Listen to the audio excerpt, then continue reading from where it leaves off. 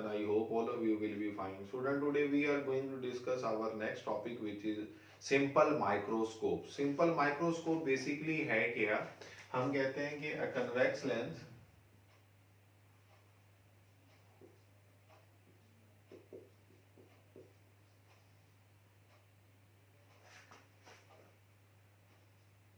magnifies the image when object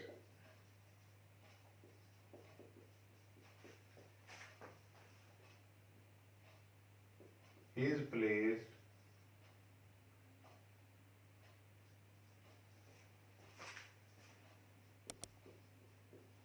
closer than the near point from the eye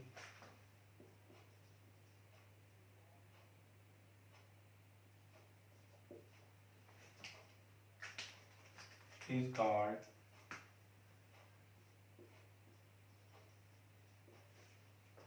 simple microscope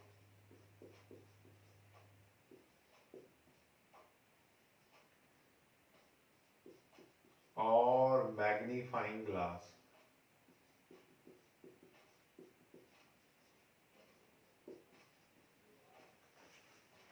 बहुत easy सा concept है कि अगर कभी भी ऑब्जेक्ट को हम क्या करें, नियर पॉइंट से भी करीब उस आई के रख दें, तो हमेशा क्या होगा कि हमारे पास वो लेंस हमारे ऑब्जेक्ट के इमेज को मैग्नीफाई कर देगा, जिसको हम फिर मैग्नीफाइंग ग्लास का नाम देते हैं या सिंपल माइक्रोस्कोप का नाम देते हैं।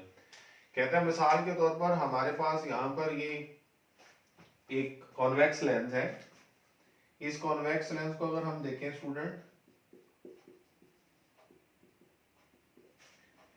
ये इसके फोकस की वैल्यू है, प्रिंसिपल फोकस, ऑप्टिकल सेंटर, ये हमारे पास प्रिंसिपल एक्सिस।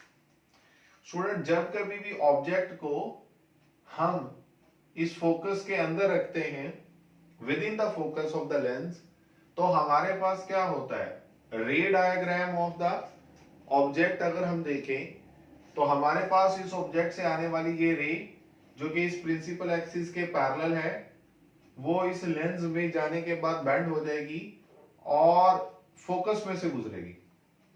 इसी तरह से एक रे ऑफ लाइट हम जो कहते हैं, जो यहां से इसके ऑप्टिकल सेंटर में से गुजरेगी, वो सीधी जाएगी, वो बेंड नहीं होगी। अगर हम स्टूडेंट इन दोनों रेज को देखें तो ये दो रेज तो एक दूसरे से आप देखें तो ये दूर होती जा रही है, ये तो डाइवर्ज होती जा रही है, ये तो कभी भी नहीं मिलेंगी, और जब तक नहीं मिलती तब तक इमेज नहीं बनेगा। तो लिहाजा इस केस में हम ये कहते हैं कि अगर इन्हीं दो रेज को हम देखें, एक्सटेंड करें कि ये पीछे से तो कहीं से आ रही है ना, क्योंकि ये आगे डाइवर्ज होती जा रही, तो अगर हम इनको इस तरह एक्सटेंड करें तो जिस पॉइंट से ये आ रही हैं, ये वो पॉइंट है, तो हम कहते हैं कि इसी ऑब्जेक्ट का ये जो लेंस होगा, जो इमेज बनाएगा, वो ऑब्जेक्ट ही की साइड पर बनाएगा, और वो जो इमेज कहां बनेगा, least distance of the distinct region पर बनेगा।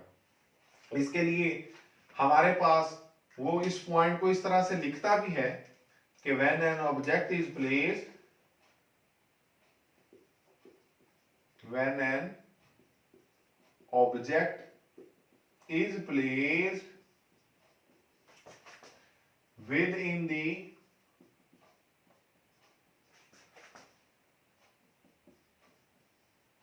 focus of lens,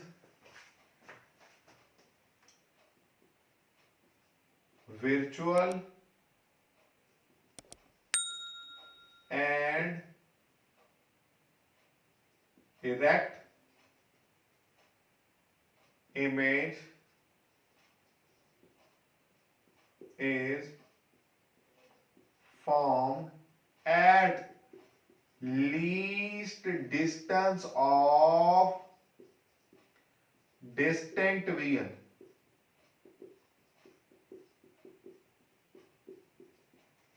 जिसको हम डी का नाम देते थे, जो नॉर्मल ह्यूमन आई के लिए हमने कहा था कि 25 सेंटीमीटर है।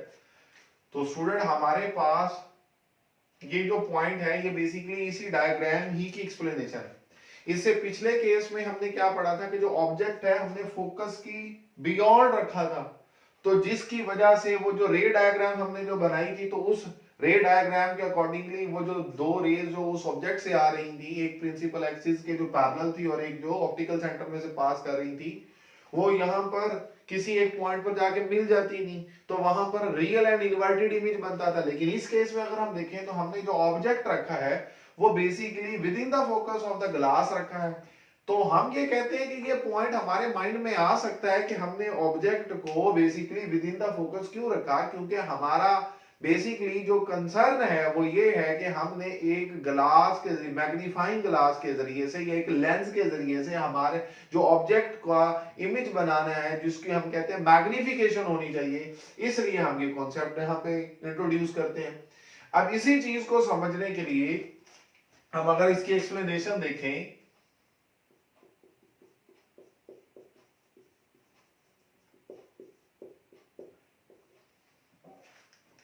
कितना स्टूडेंट देखें, अगर हमारे पास एक ऑब्जेक्ट है, उस ऑब्जेक्ट को आप अनएडिड आई से देखते हैं, तो अनएडिड आई मैं यहां पे लिख भी देता हूं, अनएडिड आई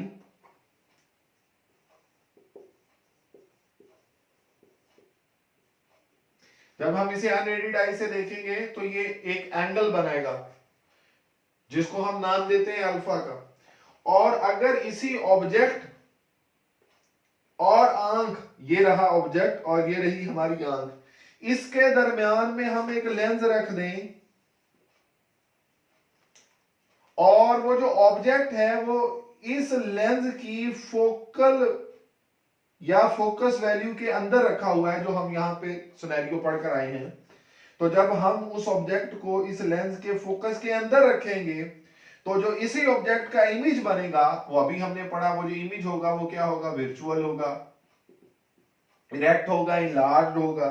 तो उसी साइड पर, जिस साइड पर ऑब्जेक्ट है, इसी साइड पर इसका इमेज बन जाता है। और इस सिचुएशन में हम ये कहते हैं कि ये जो ग्लास है, ये मैग्नीफाइंग ग्लास एक्ट कर रहा है एज अ सिंपल माइक्रोस्कोप। ये हम कहेंगे सिंपल माइक्रोस्कोप के तौर पर काम कर रहा है। तो इसकी एक्सप्लेनेशन में हम इन्हीं पॉइंट्स को लिखेंगे कि हमारे पास, मिसाल के तौर पर हम ये पॉइंट लिख भी लेते हैं, अल्फा एंगल सबटेंडेड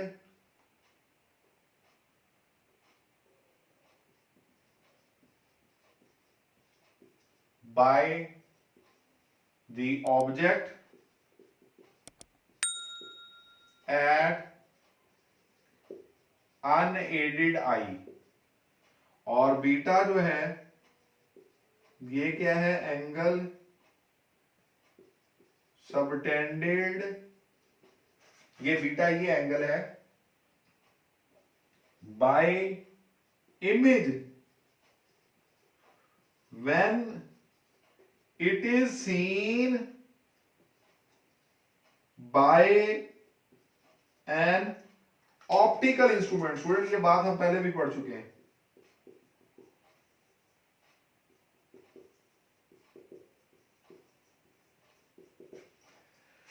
अब हमारे पास जो एंगुलर मैग्निफिकेशन की डेफिनेशन थी, एंगुलर मैग्निफिकेशन की जो हमारे पास डेफिनेशन थी, उसके मुताबिक जो बीटा ओवर अल्फा की रेशो है, ये बीटा कौन सा एंगल है, angle subtended by the image when it is seen with an optical instrument. एक ऑप्टिकल इंस्ट्रूमेंट के जरिए से जब हमने ऑब्जेक्ट को देखा और जो इमेज ने एंगल बनाया उसको हमने बीटा का नाम दिया, और जब उसी ऑब्जेक्ट को देखने के लिए अनएडिड आई का इस्तेमाल हुआ तो हमारे पास जो एंगल है वो अल्फा है, और बीटा और अल्फा की रेशो को हमने कहा था एंगुलर मैग्निफिकेशन है। स्टूडेंट हम ये बात जानते हैं कि जब हमारा एंगल बहुत स्मॉल होता है, ये बात हम बेशुमार दफा मुख्तलिफ टॉपिक्स में पढ़कर आए हैं, when theta is small angle, हमने ये बात पढ़ी हुई है। तो हमने ये कहा था sine theta is nearly equals to tangent theta, या sine theta is nearly equals to theta, याद है ना ये बात।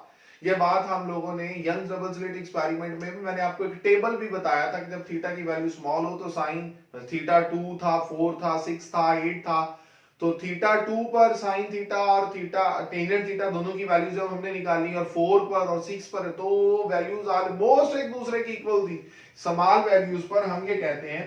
अब इस केस में अगर एंगल बीटा और अल्फा है तो हम कहेंगे कि beta is nearly equal to tangent beta and alpha is nearly equals to tangent alpha.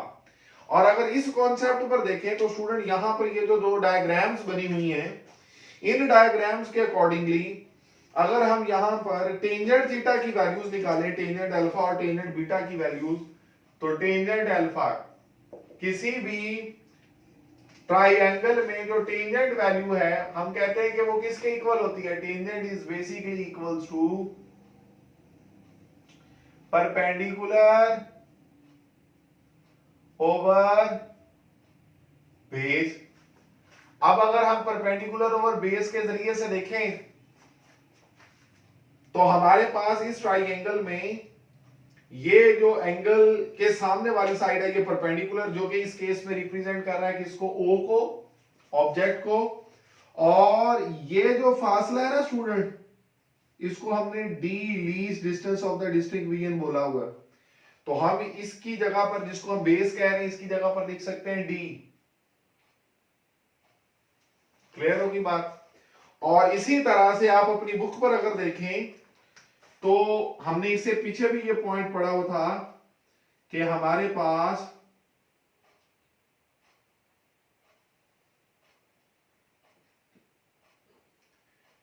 जो इमेज का डिस्टेंस है जिसको हम क्यू कहते हैं वो ये पॉइंट है हमारे पास। इसी तरह से टेंजेंट अल्फा के बाद नेक्स्ट वैल्यू क्या है, tangent beta. Tangent beta again किसके इक्वल होगा, परपेंडिकुलर ओवर बेस। और उसके लिए हम देखेंगे कि बीटा किस ट्राइंगल में बन रहा है, इस ट्राइंगल में। तो इस ट्राइंगल में हमारे पास बीटा के सामने ये वाली साइड है, ये परपेंडिकुलर, तो हम इसे लिखेंगे आई ओवर बेस। और बेस के लिए हमारी बुक पर भी देखें तो ये पॉइंट लिखा हुआ क्यू।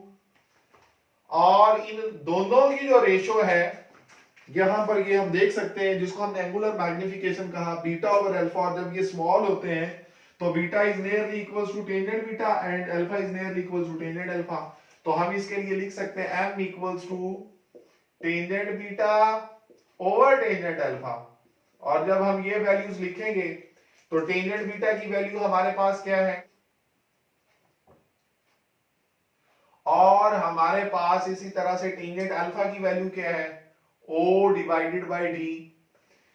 तो स्टूडेंट हमने ये बात पढ़ी है कि यहां पर जो इमेज बन रहा है वो कहां पर बन रहा है, least distance of the distinct region पर। ये बात हमने यहां पर लिखी भी है, ये देख लें, image is formed at least distance of the distinct region. तो इस पॉइंट के मुताबिक हम q की जगह पर क्या लिख सकते हैं, d लिख सकते हैं। और यही रिजल्ट हमारा क्या बन जाएगा, i over d divided bye o over d। तो d d से कैंसिल हो जाएगा और रिजल्ट क्या आ जाएगा, रिजल्ट आ जाएगा i ओवर o। तो स्टूडेंट ये बात तो हम पहले भी तो पढ़ चुके हैं कि हमारी जो एंगुलर मैग्निफिकेशन जो हमारा ये रिजल्ट आ गया आई ओवर ओ, और इसी तरह से जो हमारी लीनियर मैग्निफिकेशन थी स्टूडेंट वो क्या यही नहीं थी, size of the image to the size of the object, size of image to size of object. और इसको हमने एक और फॉर्म में भी लिखा था, Q ओवर P। Q क्या था, distance of image divided by P। P क्या था, डिस्टेंस ऑफ ऑब्जेक्ट। तो ये वो पुराना केस है हमारा जो हमने लास्ट लेक्चर में डिस्कस की है। और स्टूडेंट Q की जगह पर आप D भी लिख सकते हैं, तो हमारा ये रिजल्ट बन जाएगा D ओवर P और ये मैग्निफिकेशन आ जाएगी,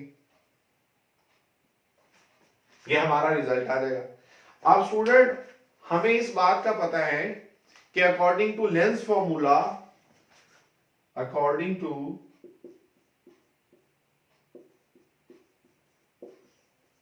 लेंस फॉर्मूला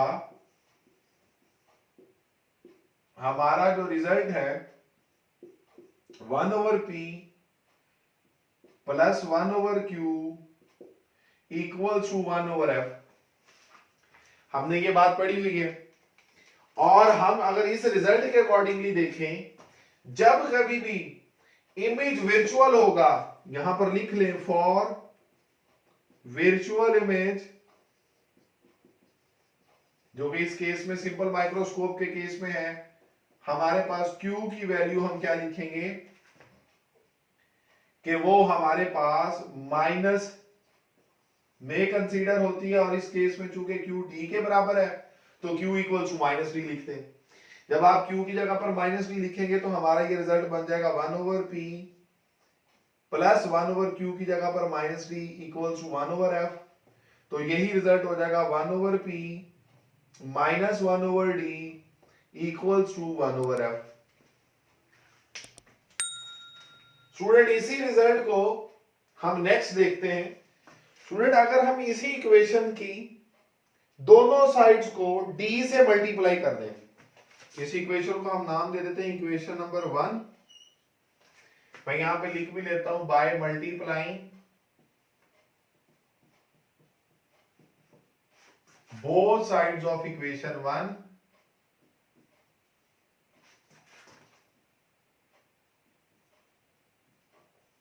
बाय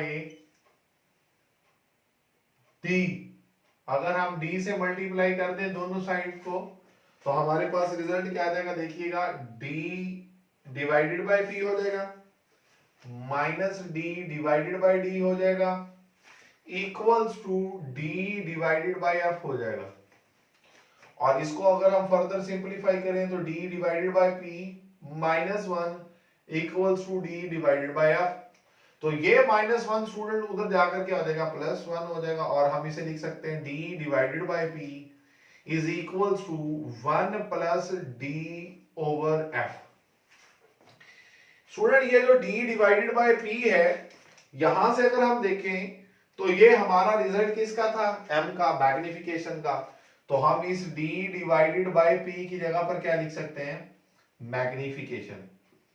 मैग्निफिकेशन, और वो मैग्निफिकेशन हमारे पास किसके इक्वल आ गई, 1 प्लस d ओवर f के इक्वल आ गई।